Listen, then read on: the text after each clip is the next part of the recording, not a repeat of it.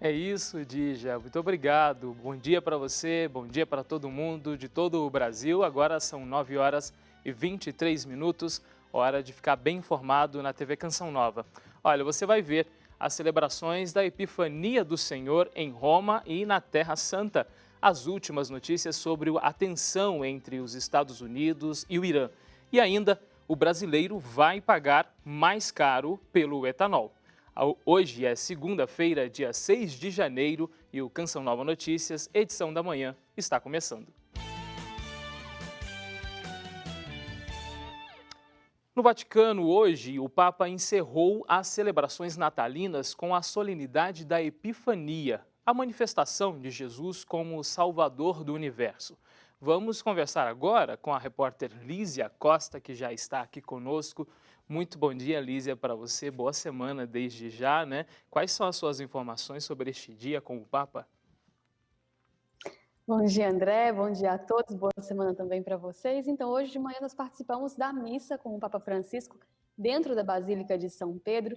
Essa missa que encerra mesmo essas celebrações natalinas, como você disse, a missa da Epifania. Na homilia, o Papa Francisco falou muito desse contexto da adoração. Ele disse que os magos eles fizeram todo um caminho, mas um caminho com dificuldades, um caminho difícil de ser entendido, onde Deus os levava, mas um caminho feito com um desejo muito grande de encontrar Jesus Cristo, encontrar o Rei e adorá-lo. Diz que nosso coração, no nosso caminho também, nós precisamos manter esse desejo de encontrar o Cristo e de adorá-lo.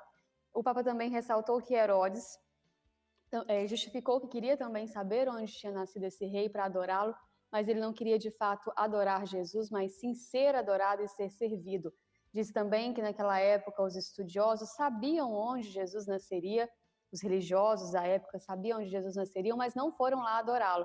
Ou seja, o Papa explicou que ainda hoje, muitas vezes, nós estudamos sobre Jesus na teologia, fazemos tantos estudos, mas não seguimos em direção a Ele com esse coração desejoso de reconhecê-lo como nosso Senhor, como nosso Salvador. E diz que a igreja ela é sustentada por essa história de amor com Deus.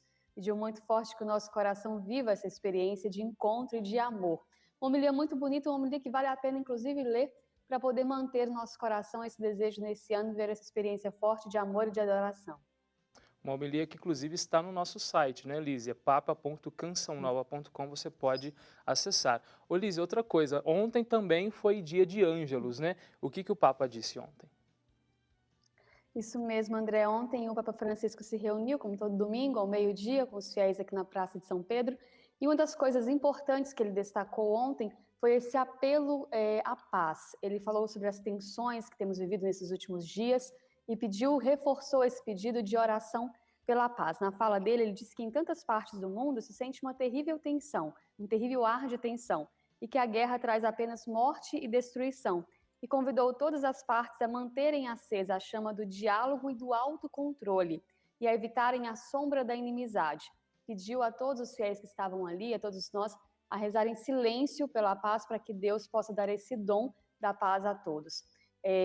Essa oração também é muito por causa das últimas tensões que temos visto entre os Estados Unidos e o Irã, depois do assassinato do general em Bagdá, e o Papa Francisco reforçou que é preciso manter esse coração desejoso de um diálogo e de resolver a situação, não através do conflito, mas através da paz. Hoje também ele fez a oração do Ângelus após a missa da Epifania, e mais uma vez reforçou que no primeiro dia do ano se celebra o Dia Mundial da Paz, e nesse dia todos nós nos comprometemos a sermos pessoas de paz e de diálogo. E reforçou mais uma vez hoje esse pedido, nós tenhamos essa capacidade de não só rezar pela paz, mas também de sermos construtores da paz. Ok, Lísia, muito obrigado pelas suas informações, tá?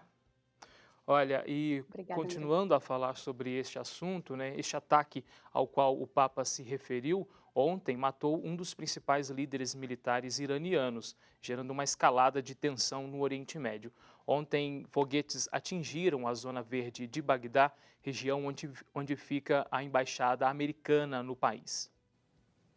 O presidente americano Donald Trump ameaçou ontem pelo Twitter a possíveis investidas do Irã contra alvos ou cidadãos americanos. Segundo ele, se isso ocorrer, os Estados Unidos reagirão rapidamente, com força total e talvez de forma desproporcional. Já o exército iraniano disse duvidar que os Estados Unidos tenham coragem de executar as suas ameaças e que o enriquecimento de urânio não respeitará mais o acordo nuclear de 2015.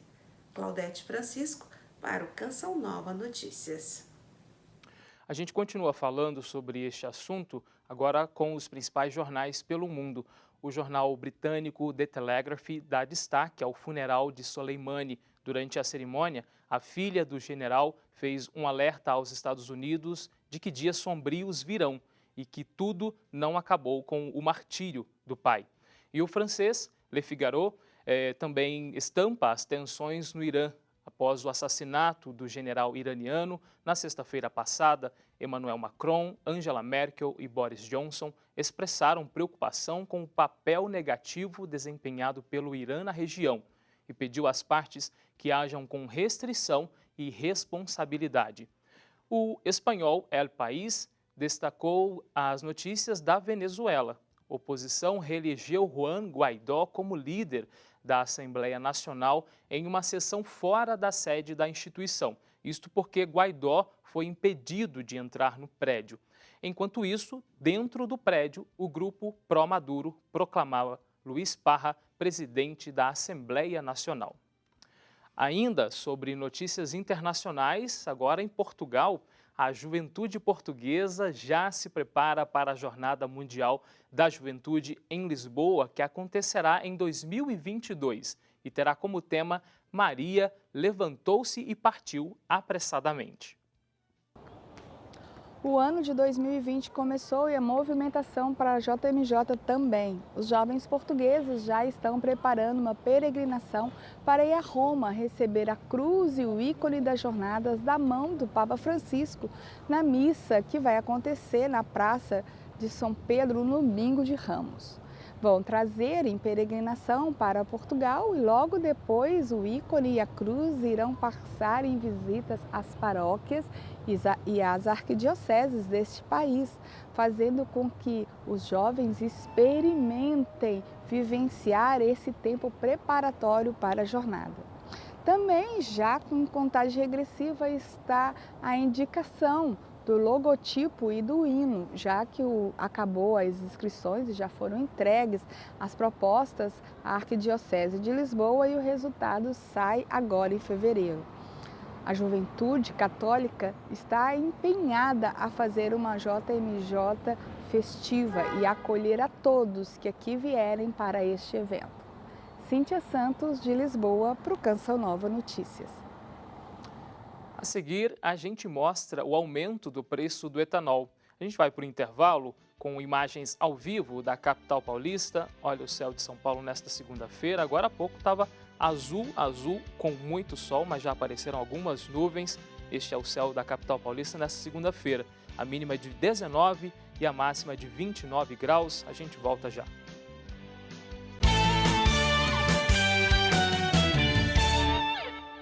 Estamos de volta com uma notícia não muito boa para quem tem carro. O preço do etanol segue alto no país.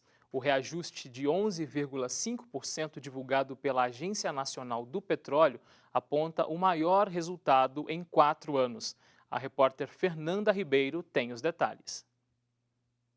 O reajuste está associado a alguns fatores, como o crescimento da demanda pelo etanol, queda nos estoques, mudanças no preço da gasolina e diminuição de importações durante a entre-safra. Silvia é uma das donas de 2 postos de combustível no interior paulista. Ela conta que o aumento começou na compra do produto. Já estamos comprando com um preço bem alto, em torno de quase 16%. Então a gente não consegue mais segurar, vai ter que repassar. O aumento do preço não derrubou a procura pelo combustível. Pelo menos nesse posto no interior de São Paulo, o etanol ainda é a primeira opção de 60% dos motoristas. Mas se o valor mais alto permanecer mesmo ao longo de 2020, o consumidor vai ter que se adaptar. Usar o carro com a necessidade. O ponto central é isso, é pesquisar. Tem gente que já adotou a pesquisa. Mas ainda você consegue encontrar algumas bombas com preço acessível, né? Você procura o valor mais acessível. Sim, o valor mais acessível. E nessa fase, a outra dica também está nos planos. abandonar o carro, andar de Uber ou qualquer outro aplicativo e ônibus. Não tem outra coisa a fazer, infelizmente. Infelizmente, tem que pesquisar. É comum nas férias a diminuição do número de doadores de sangue. A redução de comparecimentos afeta diretamente o estoque de bancos de sangue e pode colocar em risco a vida de quem precisar. Nós vamos conferir os estoques do Banco de Sangue do Hospital das Clínicas, um dos principais aqui em São Paulo. Cadeiras vazias. Não é com esta imagem que os profissionais desse hemocentro em São Paulo estão acostumados. Nos outros meses do ano, o movimento é bem maior. Nós estamos com estoque crítico do principal grupo de sangue, que é o A positivo. Então a gente tem estoque para alguns dias, mas a gente não pode esquecer que estamos em período de férias. Por outro lado, a solidariedade ainda fala alto em algumas pessoas, como é o caso do aposentado Paulo. Faço doação 4 vezes ao ano de sangue, né?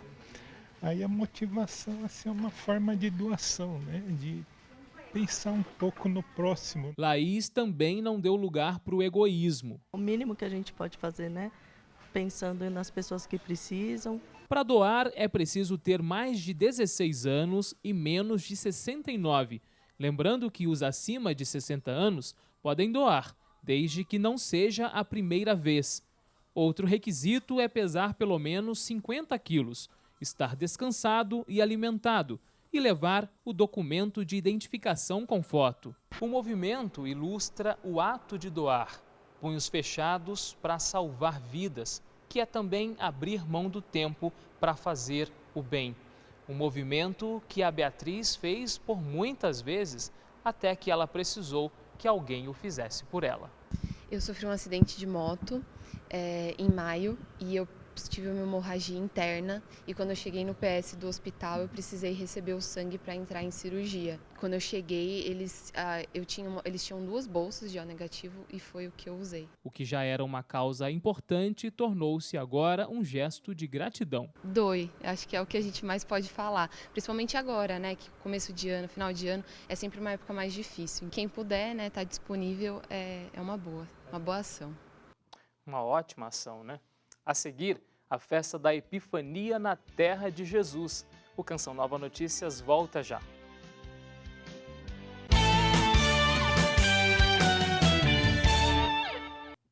Estamos de volta. No verão, rios e cachoeiras também ficam cheios e há muito perigo. Nesta época, cabeças d'água e as trombas d'água são mais frequentes. Mas você sabe a diferença entre estes dois fenômenos? A repórter Elaine Santos explica pra gente. A cachoeira também exige cuidado. Nessa época é muito comum a popular tromba d'água, mas na verdade não é esse o nome, é cabeça d'água. Por isso a gente vai conversar com o bombeiro Rafael Brito, ele vai explicar pra gente a diferença. Rafael, são 2 fenômenos diferentes, é isso? Exatamente, são 2 fenômenos de chuva, mas são diferentes. A tromba d'água é uma chuva em forma de funil. Então, os ventos eles acabam concentrando a água num ponto e ela desce como no formato de um funil. Já a cabeça d'água é uma pancada de forte muito grande em um ponto só. Então, como se existisse uma grande quantidade de água num ponto. E aí forma uma grande enxurrada. E qual a orientação, né, para as pessoas que nessa época frequentam cachoeiras? O ideal seria evitar o local, porque toda cachoeira está sujeita a esse efeito da cabeça d'água, tá ok? Mas, se for fazer uso, atentar ao máximo a previsão do tempo, qualquer sinal de chuva intensa no local ou no entorno, principalmente na cabeceira, é evitar o local. Muito obrigada, então, pelas informações. Então é isso, gente. Segurança sempre. Elaine Santos para o Canção Nova Notícias. Falando em chuva, confira agora a previsão do tempo para esta segunda-feira em todo o Brasil. Sobe a temperatura no sul. A partir da tarde, a previsão de chuva isolada no Paraná, Santa Catarina e Rio Grande do Sul. A segunda-feira vai ser um dia típico de verão na região sudeste. O sol aparece em todos os estados e faz calor, com máximas que superam os 30 graus. Entre a tarde e a noite, chove de forma isolada. O tempo continua muito úmido na região centro-oeste. Faz sol em boa parte da região, mas chove entre a tarde e a noite. No norte, a expectativa de chuva. Não chove entre o Pará e Roraima e no oeste do Acre. No Nordeste, entre Sergipe e o Rio Grande do Norte, o tempo fica firme. Já em Fortaleza e na Bahia, pode ter chuva rápida e nas demais áreas o sol predomina.